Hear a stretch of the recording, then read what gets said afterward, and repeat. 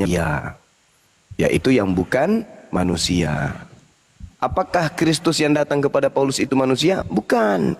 Apakah Kristus yang datang kepada Maria itu manusia? Manusia. Jadi beda antara anak Maria dengan Kristus yang kalian sembah, yang kalian tuhankan itu. Beda. Begitu saudara.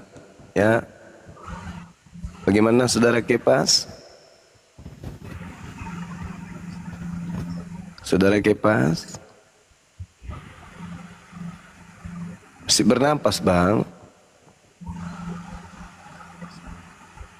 Bang, masih bernapas? Masih lah. Kalau saya nyimak ya Bang Juma, saya nyimak. Ya, syukurlah. Saya masih punya etika, kalau orang ngomong saya nyimak. Gitu. Oh ya, baguslah. Artinya Kristusnya adem. Karena Yesus Kristus kan harus suri teladan bagi kami. Kalau Anda katakan Yesus Kristus yang anak Maria sebagai suri teladan bagi saudara, ya Anda harus sabat, Anda harus sujud, menyembah kepada Tuhannya Abraham, Ishak dan Yakub, tidak makan babi, bersunat, tidak menyembah kepada Kristus. Kalau Anda menjadikan anak Maria sebagai suri teladan. Sayangnya yang Anda jadikan suri teladan itu adalah Kristus yang datang kepada Paulus. Makanya Anda beleng-beleng. Gitu kawan.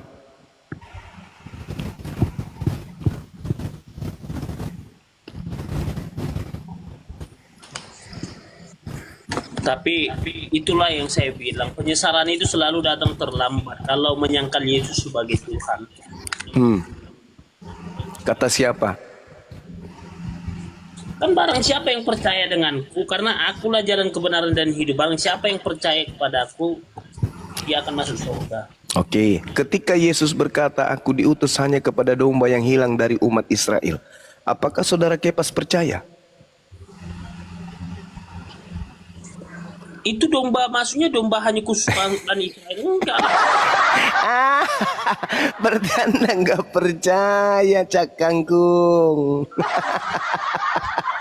Matius 15 nomor 24, Yesus berkata, aku diutus hanya kepada domba yang hilang dari umat Israel. Apakah Anda percaya kepada ucapan Yesus itu?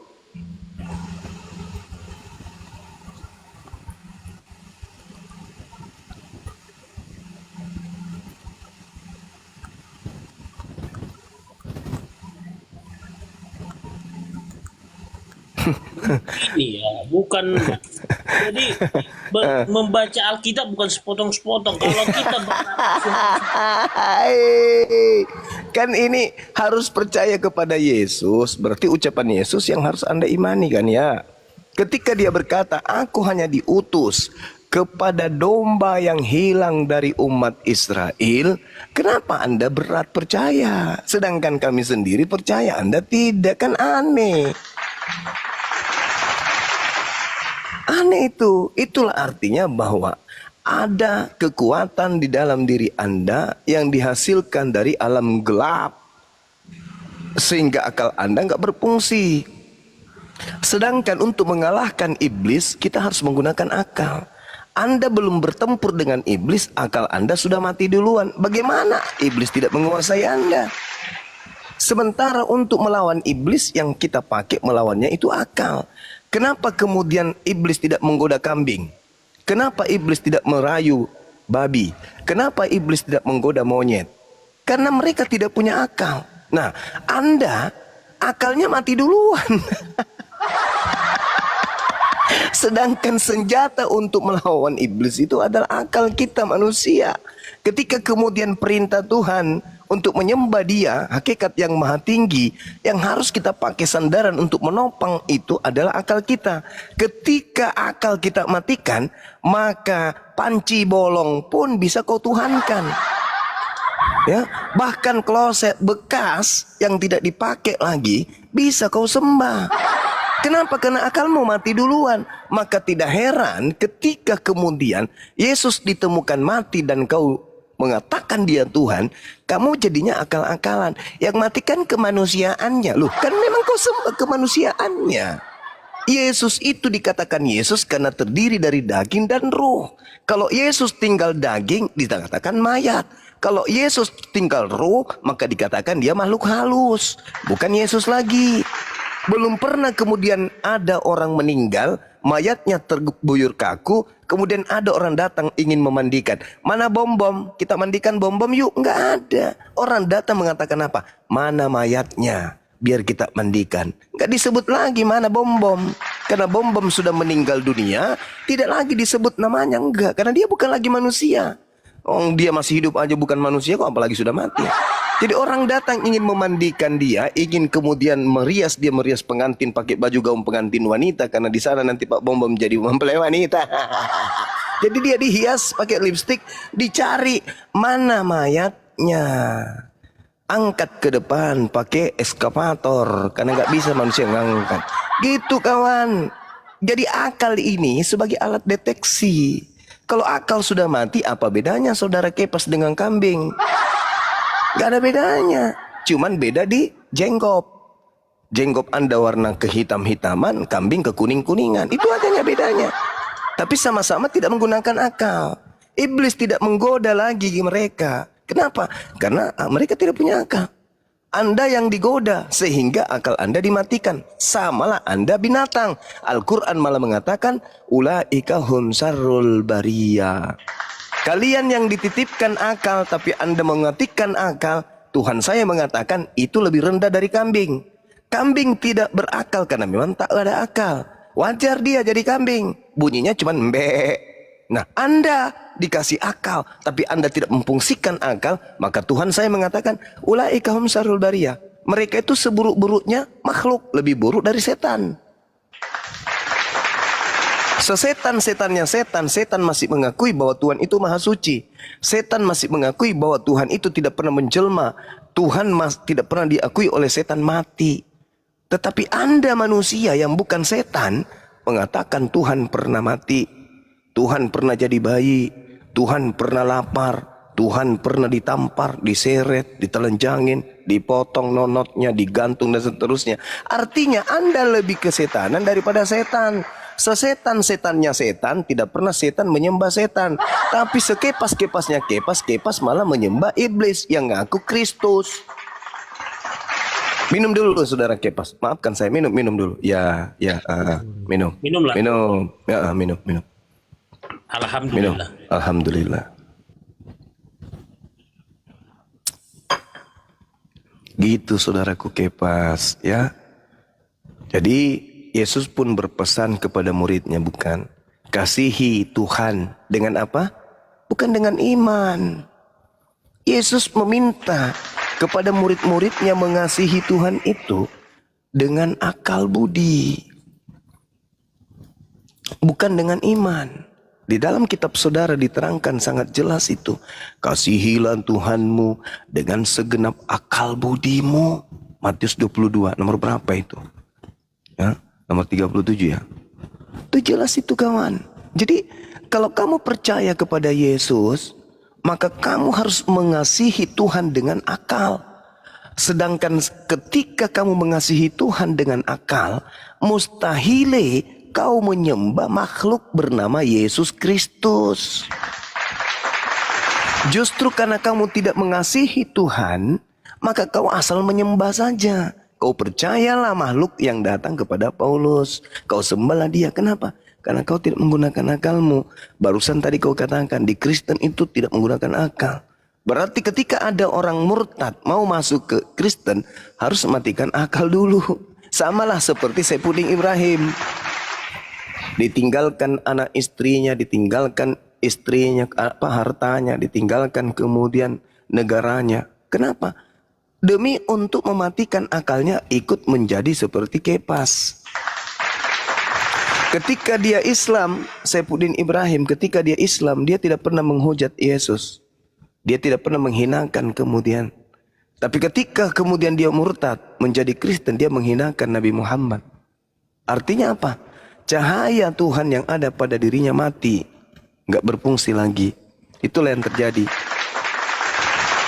Jawab Yesus kepada mereka, kasihilah Tuhan Elohim dengan segenap hatimu, dengan segenap jiwamu, dan dengan segenap akal budi. Tak ada iman di situ kan? Anda tidak iman? Tak ada. Coba Anda buka, mana tahu saya salah. Matius 22 nomor 37. Dengan segenap akalmu, dengan segenap jiwamu, dengan segenap hatimu, kamu harus mengasihi Tuhan dengan 3 alat komponen tadi. Ada nggak iman di situ? Nggak ada. Nggak ada iman. Karena ketika akal kita bekerja kawan, maka iman kepercayaan kita itu akan mantap. Contoh nih, contoh. Anda melihat bara api. Anda melihat bara api, konsep pertama adalah dengan hati. Ketika kita melihat bara api, kita harus berkata dalam hati, ini apa ini? Panas atau dingin? Ini bisa dimakan atau bisa diminum? Atau ini bukan benda yang bisa dimakan? Lalu kemudian kita olah dengan jiwa kita. Setelah kita tahu ini barangnya panas, setelah kita tahu barangnya ini membuat tangan melepuh, maka jiwa kita harus kita selamatkan, jangan disentuh. Jangan disentuh. Itu 2 lolos. Yang terakhir, akal. Ini bara api. Kalau saya pegang, panas. Melepuh pasti. Bahaya ini kalau saya pegang. Maka kedepannya apa yang muncul? Kerjasama antara hati, jiwa, dan akal membuat orang itu memiliki kepercayaan, memiliki iman. Apa imannya? Jangan kau sentuh barang ini. Karena bila mana kau sentuh, tanganmu akan melepuh, tanganmu akan terbakar. Itulah iman yang betul. Jadi kepercayaan bahwa bara api itu akan membakar tangan bila disentuh, itu adalah kepercayaan yang dihasilkan dari olahan hati, jiwa, dan akal. Tapi kalau manusia tidak punya hati, tidak punya jiwa, dan tidak punya akal, maka bara api itu bisa saja dianggapnya cendol. Bisa. Kenapa? Dia tidak pakai akal. Dipegangnya bengkak, melepuh tangannya. Jiwanya tidak terselamatkan. Mati dia. Hatinya buta jadinya. Ini yang perlu saudara pahami. Jadi ketika asal mangap saja, asal congor, asal percaya, yang ada hanya membantah. Yesusnya mengatakan, hatimu. Setelah itu apa? Jiwamu. Setelah itu apa? Yang terakhir, akalmu. Kerjasama antara hati, jiwa, dan akal dalam satu objek akan melahirkan suatu kedikdayaan percaya kepada sesuatu. Ayo. Tapi kalau akal mati, sekali lagi saya katakan, kalau akal mati, meskipun hatimu itu ada, jiwamu sebagai manusia ada, tetapi akalmu mati, sendal bolong pun bisa kau tuhankan. Tuh. Itu. Makanya harus berhati-hati. Mengasihi Tuhan harus dengan akal. Karena kalau kita tidak mengasihi Tuhan dengan akal, ya tempat ayam mengeram pun bisa kau sembah. Karena kau tidak pakai akal. Coba Anda ke pasar memilih pakaian, memilih makanan. Akal kan? Akal. Apapun jadi akal. Anda pulang ke rumah. Kalau Anda tidak punya akal, Anda masuk rumah melalui jendela. Akal tidak berfungsi. Akal tidak berfungsi. Bisa jadi Anda naik rumah, masuk ke dalam rumah lewat plafon. Padahal pintu terbuka. Kan gitu kan ya? Karena tidak menggunakan akal. Tetapi kalau kita menggunakan akal, maka semuanya akan tersusun sesuai dengan materi objek yang ada. Pencipta langit dan bumi harus kita temukan keberadaannya dengan akal sehat. Mati akal, obor, mati, gelap, kita nggak bisa ngapa-ngapain. Coba Anda lihat orang gila, fisiknya kuat, oke, matanya masih bagus, kupingnya masih bagus, tapi karena akalnya mati, apa yang terjadi? Percuma fisik kuat, percuma kepala botak, percuma perut besar, percuma pantatnya tembem, otak obor, cahaya mati, maka apapun ditabraknya, sampah dimakan, tidur di mana-mana karena cahaya mati. Bagaimana bisa menemukan Tuhan cahaya mati? Sedangkan serpihan cahaya berupa akal yang Tuhan titipkan pada diri manusia, itulah alat untuk kemudian kita mengenal pencipta kita. Makanya Yesus mengatakan, kasihilah Tuhanmu dengan segenap hati, jiwa, dan juga akal. Kasih, kalau kita lihat dalam bahasa Yunani, agapao, itu cerminan apa ya? Cerminan ketaatan. Ketaatan. Artinya kasih itu mendekatkan diri intim kepada Tuhan. Intimlah kepada Tuhanmu dengan akalmu. Nah, ketika Anda ingin intim dengan Tuhan dengan menggunakan akal, nggak nyambung. Ketika Tuhan Anda minta nete, Tuhan Anda kemudian nangis karena dia kencing di celana, harus diganti popoknya dan seterusnya. Nggak make. Makanya Yesus itu berpesan itu luar biasa pesannya. Karena kapan Anda memiliki Tuhan, tapi Tuhan yang Anda miliki, yang Anda sembah itu tidak sampai kepada kodrat akal Anda, maka tertolak. Maksud Yesus itu deteksi keberadaan Tuhan itu dengan akal. Deteksi keberadaan Tuhan itu dengan hati dan jiwa. Kapan tidak connect, jangan kau tuhankan. Seperti itu Saudara Kepas. Saudara Kepas masih hidup? Masih? Masih lah. Kita tetap masih. Masih. Ya, alhamdulillah. Seperti itu Saudara Kepas, ya. Ya begitulah, Tuhan kita beda, mau gimana lagi? Iyalah. Iya dong. Pastilah beda. Karena nggak akan pernah menyatu, Tuhan kita aja ada beda, gimana mau dibilang? Iya. Tapi bukankah akal kita itu sama, Bang? Kenapa nggak kita samakan persepsi aja? Bahwa Setiap untuk manusia itu diberikan Tuhan otak. ya, Otak kiri, otak kanan. apa fungsinya? Fungsinya untuk berpikir rasional. Berpikir rasional. Masuk rasionalkah ketika Tuhan kemudian itu mati dibunuh oleh ciptaannya? Kalau Kristen pakai logika, udah nggak Kristen lagi, pasti banyak pertanyaan cuma itu loh. Dengan kata lain, ketika seseorang ingin menjadi Kristen, maka logikanya harus dihilangkan. Betul? Pasti dong. Kalau main logika 1 tambah 1. Dengarkan itu teman-teman, dengarkan. Jadi jangan pernah bermimpi bisa mengalahkan orang Islam berdebat tentang agama. Karena agama kalian landasannya no akal. Kalian akan tetap kalah karena kalian tidak menggunakan akal. Bagaimana mungkin seorang yang melihat seekor sapi ingin mengalahkan orang yang melihat sapi dengan akal? Yang melihat sapi dengan bukan akal, dia katakan itu adalah jangkrik, itu adalah walang sangit. Tapi yang menggunakan akal, enggak, itu sapi. Kalian yang tidak menggunakan akal tetap saja mengatakan enggak, itu adalah padale. Anda melihat bom-bom, Anda mengatakan bom-bom ini adalah manusia. Itu tidak pakai akal. Karena kelihatannya bom-bom itu ya gorila berbulu jangkrik. Gitu kawan. Jadi kalau Anda menggunakan akal, Anda tidak mungkin menjadi Kristen, kata Saudara Kepas. Betul itu, betul. Harus kita hargai. Harus kita hargai. Jadi Pak Bom-Bom harus sadar ini. Menurut Profesor Kepas, ya, tidak mungkin orang berakal bisa masuk Kristen.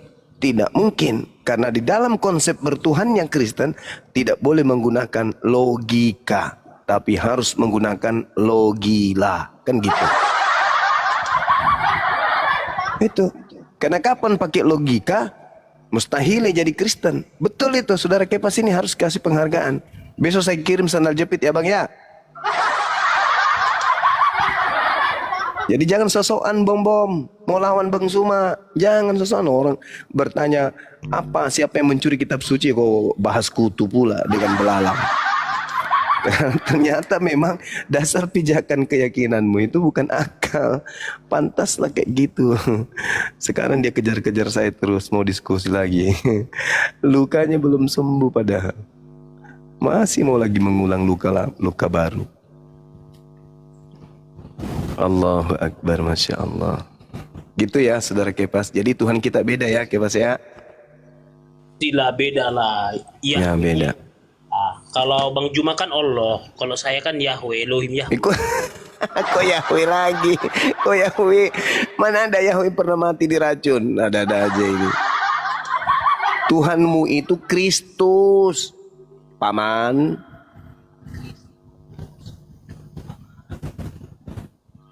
Yahweh tidak pernah bergelar Kristus.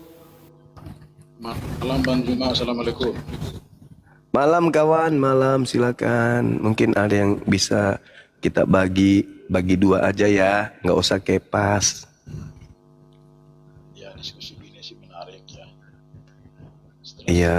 saran Bang Juma ya, memang secara logika banyak sekali kejanggalan yang didapatkan dalam. Suaranya kecil bang, digedein dikit bang.